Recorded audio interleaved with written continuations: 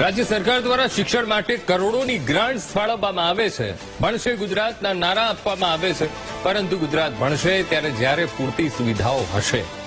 શિક્ષણના પાયા સમાન પ્રાથમિક શાળાઓ જર્જરિત છે, તો માત્ર જૂનાગઢમાં જ 45 શાળાઓના બાંધકામ એટલા બેસ્માર બન્યા છે કે બાળકોને શાળાના બિલ્ડિંગમાં બેસાડી શકાય તેમ નથી. વંથલી તાલુકાના ગાંઠીલા ગામે પણ પ્રાથમિક શાળાની આવી જ કંઈક દુર્દશા છે. 1 થી 8 ધોરણ અભ્યાસ કરાવતી શાળામાં માત્ર 6 ઓરડા છે.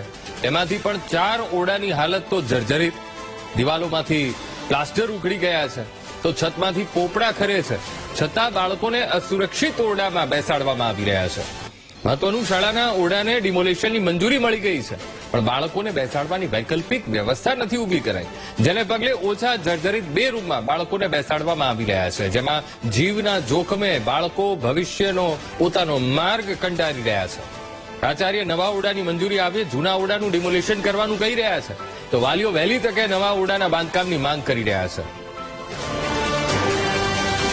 આ સ્કૂલમાં હું પણ અભ્યાસ કરેલો છે. મેં વર્ષોથી આ સ્કૂલનું સ્ટ્રક્ચર આવી રીતે છે. અત્યારે ચોમાસું આવે છે, 4 ઓરડાની હાલત સાવ ગંભીર હાલત છે, ગમે ત્યારે પડી શકે છે.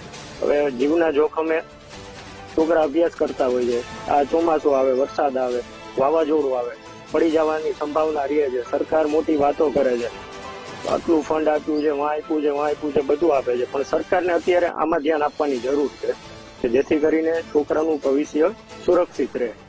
એવી સરકારશ્રીમાં અપીલ છે કે આનું કામ બાંધકામ જલ્દીથી જલ્દી થાય એવું અમે અપીલ કરીએ છીએ. મારા 2 બાળકો અહીંયા જ ભણે છે અને આ સ્કૂલની જોઈએ તો હાવ જર્જરિત હાલતમાં છે. 4-5 રૂમ તો હાવ જર્જરિત છે. તો આમાં બાળકો ભણે અને એની માથે જીવનું જોખમ રહીએ. ચોમાસું હમણાં આવી રહ્યું છે, તો આ જે કઈ રૂમ છે એની કઈ વૈકલ્પિક વ્યવસ્થા થાય, અથવા તો આ કઈક સ્કૂલમાં જે રૂમ છે એ નવા બને, એવી મારી સરકારશ્રી સમક્ષ માંગણી છે. પ્રશ્ન એવો છે કે અત્યારે ઓલરેડી અમારે 6 રૂમ છે, એમાંથી 4 રૂમ ડિમોલેશનમાં મૂકેલા છે અને એની ઓલરેડી અમને ડિમોલેશનની મંજૂરી પણ આવી જાય છે. 2 રૂમ એવા છે કે અમે કામ કરી શકીએ એવા રૂમ છે, પણ પરિસ્થિતિ એવી છે કે 1 થી 8 ધોરણ હોવાને કારણે 2 રૂમ થોડીક સારી હાલતમાં હોવાથી અમે નીચે બેસાડીએ છીએ.